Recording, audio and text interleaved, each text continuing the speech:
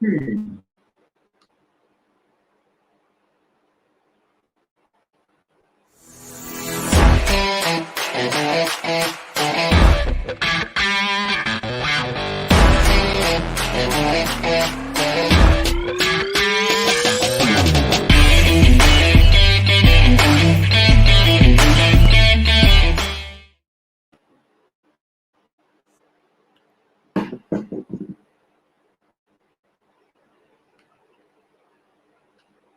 Good morning, good afternoon, good evening. Welcome to BWTM Sports Game.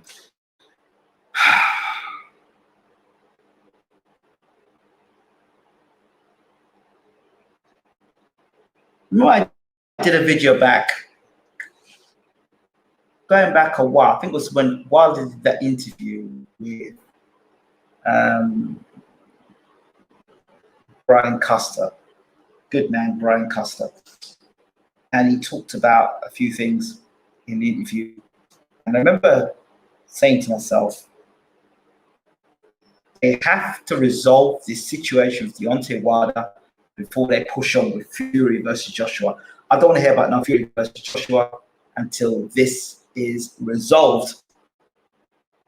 So people said, oh no, Joshua Fury will happen, Joshua Fury will happen. I'm like, whoa, hold on a second. This Wilder situation has not been resolved. Now they've done all that they can. They've tried to give this man money so that he'll just go away. So pay step aside money. Wilder wants the third fight. The reason why this arbitration is still going on is because Wilder wants the third fight. Regardless of what boxing fans may want to tell you or what other delusional state that they may be in, Wilder wants the third fight. And the contract that was signed reportedly is legally binding. And what they've been trying to tell you about this contract being expired was a whole heap of BS. Now, okay, so when we talk about Wilder being the king of delusions, and look at this. This is the sort of stuff that that I find absolutely amazing. And I'll explain why. These same sort of people pop up and say to me, Dillian White, you should go, if he goes the legal route with WBC, what's going to happen? Guess what? He went to WBC, he made it happen. I said to you all, you know what? I can see a lot of these old fighters coming back and fighting again. No, it's not possible. Not going to happen. Guess what? All the fighters are coming back. The lawyer's coming out of retirement. Mike Tyson came back and fought. Okay. I said to you all that regarding the Deontay Wilder situation, they need to deal with the situation. So this is the latest I've come to understand. So Tyson Fury doesn't want to pay Deontay Wilder, right? The fight was cancelled or suspended 3 times. 3 times. Yeah, well, you know what I think of mainstream media. I call them mainstream media. And most of the mainstream media that a lot of these fans, these sheep like to get the information from are from their promoters' windpipes, basically. Their promoters' windpipes. Where promoters can speak their propaganda. They're propaganda machines. You know, when you go to independent outlets that are not affiliated with promoters, you will find that those independents get a lot of flack and they get laughed at by these trolls and laughed at by these people who don't know anything. I'm telling you. So apparently, this legally binding contract for the third fight of Wilder apparently was the fight was 3 times cancelled or suspended by Bob Arum. Apparently. And apparently, Bob Arum actually helped put that contract together for the third fight, apparently. So this arbitration that's still going on, that the fans are saying and the promoters saying Wilder's a madman, and now I'm hearing that he's won the first stage of arbitration. If it's the case that Wilder is still around, Fury fought in December, right? He was meant to fight Ajit Kabayal. Fury said, let's knock it on the head and get going. Well, he can't. Of course they want Wilder out of the picture. They don't want Wilder in the picture at all. They don't want him getting that third fight. They don't want Wilder getting a third fight. So the Fury fans, if it's such an easy fight, if he's such a dosser, if it's such an easy fight for Fury to have a third fight, why doesn't he just fight Wilder and get it out of the way? He backs him up so easy in the second fight. Why doesn't he get this third fight, make all the money he can, and then he beats Wilder for a third time, and then the Joshua fight is he makes even more money from that? Wouldn't that make more sense than potentially getting yourself in a massive lawsuit and huge damages you'd have to pay out? Really? Huge damages you'd have to pay out. One person quoted saying it would be the biggest lawsuit in boxing history. That's not good.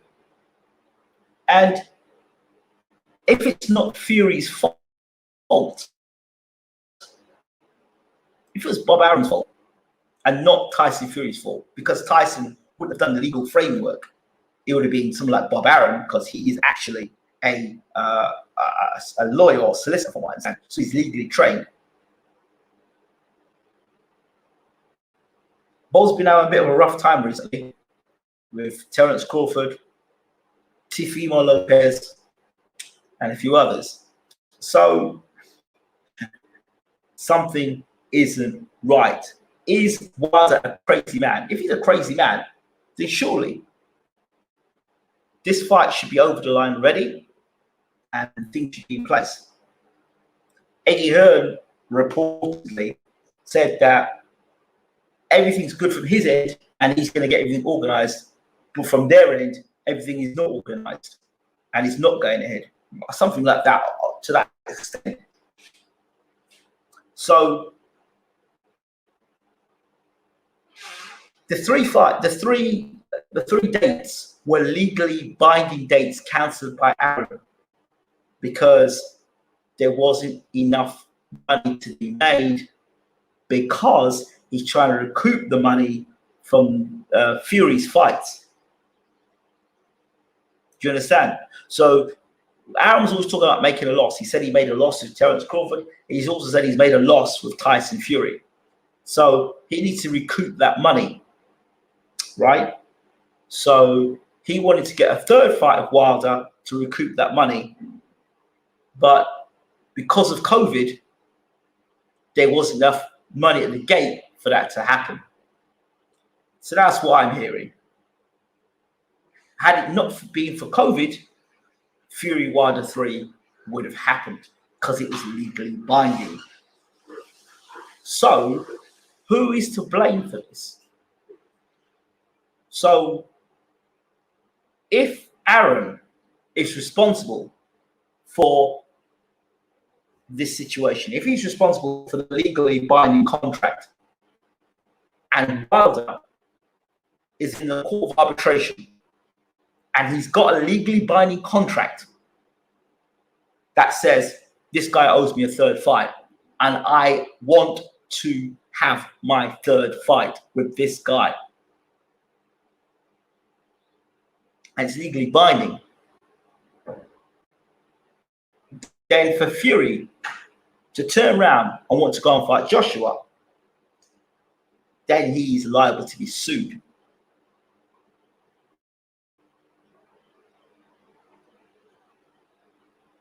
So at the moment, Wilder is picking up, I understand he's picking up money. Arum didn't know he signed a coward, LOL. Until Wilder's team gives information, I don't believe nothing, nor do I. But I do ask this question. If, see, the result of this arbitration comes out in May, I guess that Fury, if it's true that those pictures of Fury and Joshua are training, they're hoping that if they're both in shape, then maybe in June the fight can happen, because both guys are in shape for a summer showdown, and they may take a chance and take a hit and hope that the damages are not too much. But the damages is not Fury's fault, or so I'm hearing. It's not Tyson Fury's fault. The contract that was put together was not done by Tyson Fury. It was done by his team. So therefore, he is not responsible for that. I don't know how true this is. But one thing is for certain: Deontay Wilder is not a crazy man. Deontay Wilder is not delusionary. And the fact that Deontay Wilder is still in arbitration and he's won the first stage, the longer Deontay Wilder is in court, in arbitration, the longer he's there, the worse this looks for those people who think he's delusionary, those people who think that he's crazy, and those people who think he's mad. Because Fury's not fought since he last fought Wilder. But nobody can come up with a definitive conclusion as to why this man is crazy. Apart from, well, he's lied, or he's saying stuff about Tyson that's not good. Okay, fine. But he's in court. A man's in court still. If you're crazy, you think you've got the likes of Bob Arum and Shelley Finkel's around and Al Heyman. You think, and Frank Warren, you think if those guys, forget Shelley Finkel, you think if those guys, all their guys, it's money between Fury and Josh. You think those guys, if they couldn't blow Wilder out the water, they would have blown him out of the water already. Come on. These type of guys, Hearn, Warren, and Aaron, if they could sidestep Wilder, they would do it. But clearly, Wilder has something in his pocket or on that table with that judge that has allowed him to be still at the table with the ace. And as long as he's at that table, and as long as he remains at that table, it's looking less and less likely that Wilder's the crazy man, but once again, that the mainstream media have tried to character assassinate this man. Still at the table. And they're not going to conclude until May. So, December, January, February. Wait, December. When did Fury fight? It was last December, wasn't it? It's quite a while. It's been quite a while since Fury fought. So after Tyson Fury fought is when he fought Deontay Wilder for the second time, right? No fight since then. No title defense since then. Don't you find that a bit strange? Why hasn't he fought? Why hasn't he fought? Oh, because of COVID. Well, Joshua fought. Joshua fought. So why hasn't Tyson Fury fought? What's the excuse? And this contract that expired. If the contract expired, why is Wilder still in arbitration, chasing the third fight? He doesn't want money. He wants the third fight. That's why the arbitration is still going on. But we've got people here, legal experts, that come on the channel, saying legal experts that turned around and said that Dillian White should go to WBC because he's wasting his time. And the same legal experts that come back in and tell us now that Deontay Wilder is crazy and doesn't know what he's talking about, and the contract expired. If the contract's expired, why is that man still at the table?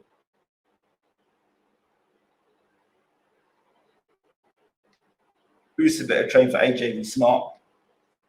He's not crazy. He was a sore loser looking for something to blame. But I have no clue what he's doing at the moment. By the way, you're perplexed. You're perplexed as hell. You sound like a robot, lol. Now that I can't do much about at the moment. My apologies. Let's see what we can do here. Hello.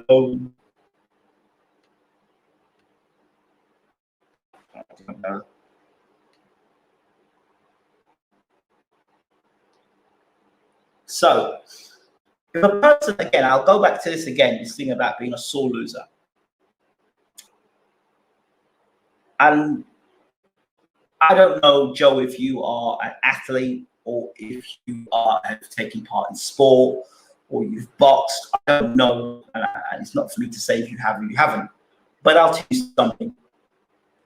When you get beat by the better person fairly and squarely, there's no problem.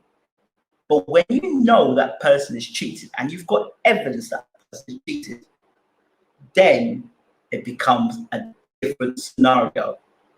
And it's not the first time the Fury's been pulled up about gloves, if you remember the Christian Hammer fight.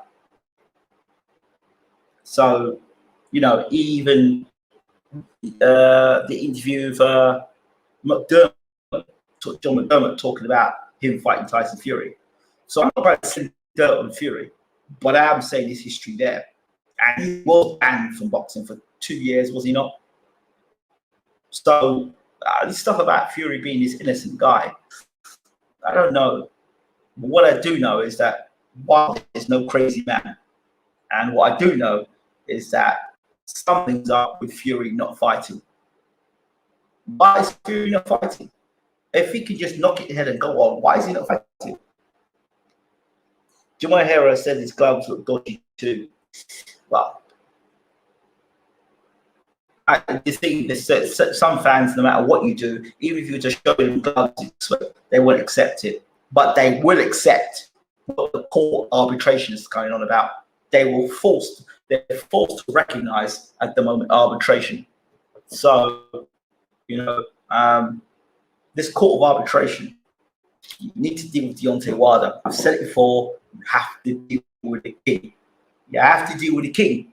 And you might not want to accept it, but when a guy's got an ace at the table, you have to respect that. And at the moment, it seems that the powers that be, Warren, Aaron, not so much Hearn, because it's not really his issue, are having to bow to Mr. Wilder and this situation with the arbitration, because nothing has moved since. Nothing has moved since. We've been talking about Joshua Fury for how long? So I think what they're going to try and do, if I'm guessing, man, what I think they're going to try and do is make sure both guys are in shape, so that the arbitration, get the result of the arbitration, and then hope that the result of the arbitration isn't that bad, and then Fury and Joshua are fit to fight in June. But if the damages are so much so that that fight can't be taken, then I think we might say Fury say something along the lines of, it's taking too long, negotiations, and I'm going to go elsewhere, and I need to get a warm-up fight before I fight Joshua, and try and get out of that way. And say, yeah, I'll fight 2 fights at the end of the year. He's already given us 2 fights. You know, if it's Joshua and somebody else, then his dad's coming out and saying, oh, you know, nothing's been signed. I do believe Fury will fight this year. Whether it's going to be against Joshua, I don't know. But at the moment, if I was to go one way, I would say that Wilder third fight, maybe a situation where Fury is going to have to fight him again.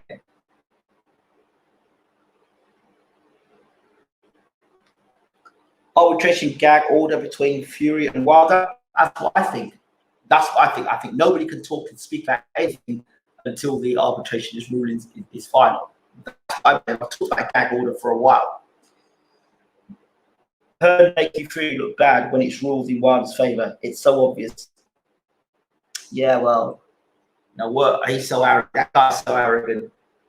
He'll try and do what he can with money. You know, you need Fury, and they need Fury's head in the game. They need Fury's head in the game. What's going on here? You know, can Fury stick out another 6 months. I don't know. And maybe there's a ruling that says Tyson Fury cannot fight until the end of this arbitration.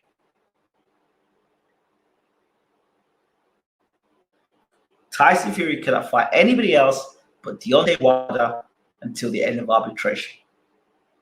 If that was the case, then that would explain why Fury has not fought since and has not fought Deontay Wilder. And if his Aaron screwed up, then he's saying, look, you know what? I didn't do this. You've done this. You signed this bloody contract. You cancelled twice. You cancelled 3 times. Sort it out. Then Fury has to sit out. I haven't bothered delving too deep into the gloves being floppy. I know it happened, but I don't know the positives and negatives of floppy gloves, so I can't comment on it all. Well, these are the conclusions I've come up with. I think Fury and Wilder have got a gag order. I think Fury's been told he cannot fight anybody else but Deontay Wilder. I think, and he can't go anywhere else until the arbitration is over. He can't fight anybody else until the arbitration is over because there's a legally binding contract in place. And because there's a legally binding contract in place, Fury cannot go left, right, or center without Wilder say so. And because Wilder's chasing the third fight so passionately, Fury can't go anywhere. That's what I think. And if it was down to Tyson Fury, he'd knock it on the head and get a move on. That's what I think. What's happened to Usyk versus Joyce? That's my point. Why would Usyk put himself in the lion's den and danger against Joyce? Why would he put himself in danger against Joyce of getting knocked out? Listen, Usyk knows exactly what's going on. He knows that what happened in the amateur test is not going to happen again. You know, Joyce is a much better boxer and a better fighter and a bigger man and a stronger man since then. Why would you do that? Why would you even take a chance in that? You could fight for the full WBO title because Joshua Fury isn't going to happen. Or somebody's heard along the grapevine, Fury can't fight anyone yet because of Wilder. Remember when Derek Chisora came out and said, "I'll be surprised if Fury fights Wilder again." And to me, it looks more likely for Fury to fight Wilder again than Joshua Fury, unless Usyk better trade for AJ. Unless, and that's another thing. That's another trick right there. Because while AJ's trading, AJ could be trading for Usyk. AJ could be trading for Usyk and not Fury. Nobody knows who AJ's trading for. Nobody knows who AJ's trading. So AJ probably knows what's going on. He probably knows exactly what's going on. He probably knows everything about the gloves, everything. He probably knows. Remember when AJ went to America and he says, "Why am I feeling this way? Was AJ drugged? Was Wilder drugged? Was Heckin? I don't know." All these fighters coming out looking very odd before fights, looking groggy or looking disorientated. Are these fighters being drugged? I don't know. I'm just throwing it out there. But like I said, fighters fight in patterns, and there's a certain thing you expect of a fighter when they fight, a certain way they go about their business. You know, and that night Deontay Wilder did not go about his business as per usual. That being said, technically, Fury did do technically the right things against Wilder, double the jab and force him back. So that would cause Wilder problems, but all the other things as well, I don't know. Yeah, to be fair, I haven't heard much from Frank Warren. Hearn even said himself he doesn't see Warren playing his part promoting the fight. Yeah, but why? Why is Warren not playing his part? Warren probably knows exactly what's going on, but he can't say anything. Warren probably can't say anything on the arbitration. Nobody wants to get sued. So that's what it is. And if anybody does get sued, it's a bad look. Could you imagine? Imagine Aaron getting sued, or Frank getting sued, or even Herman getting sued. Could you imagine? Don't know. Don't know. Don't know.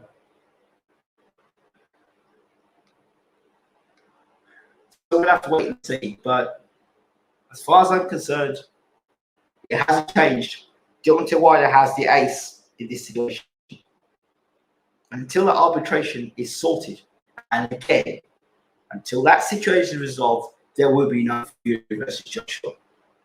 How can you have Fury versus Joshua announcement when the man's in arbitration? The man's in court. It was like when Herm said that's Stavern versus Povetkin. He knew how much the purse bids were before the purse bids were even announced. Yeah. Anybody could turn around and tell a fighter, you're not going to get a world title shot unless you stick with us. They tell that Frampton. And before you knew it, Frampton left them and he went and fought Santa Cruz and fought for a world title elsewhere. So I don't really buy into much of this. England, yeah, going on. In nasty one, you big up. Yes, I do, my friend. Hope you well. So yeah, let's just wait and see how this whole arbitration thing plays out. But as the days go by, as the days tick by, Wilder's looking less and less crazy, and his fight against Tyson Fury is looking more and more looming. And so all those people think, oh yeah, well, Fury will do him again. They're right, because if he does do him again, then you've got a Joshua versus Fury fight, which is an absolutely huge mega fight. But we'll have to wait and see. All right, I think that's about it for me on this situation. I feel like I'm kind of repeating myself on it, but let's just wait and see how the arbitration goes. The arbitration results will be in May. I don't know when in May, but in May. So let's see how that goes. I think tomorrow, supposedly, there's going to be an announcement. Apparently, Hearn says that there's a billionaire that wants AJ and Fury to fight in his country. Apparently.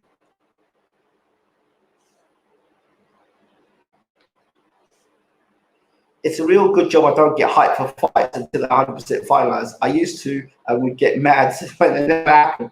That's it, Joe. That's it. That's why I said I don't want to hear about Fury Joshua until Wilder is dealt with. It's the arrogance of the people involved. They think, we'll just pass Wilder. Oh, no. It's bound salute to the king. Bound salute to the king. They might not like it, but that's just what it is at the moment. Inactive, disadvantaged Fury fight. Eddie thinks he's smart. Yeah, he does. Of course he does. And if Fury tries to bail out now, then people say, Fury's a coward. You know how the script is set up already. Terry. Right, thank you all for watching. This has been BWTN Sports yet again. We're out. Take care.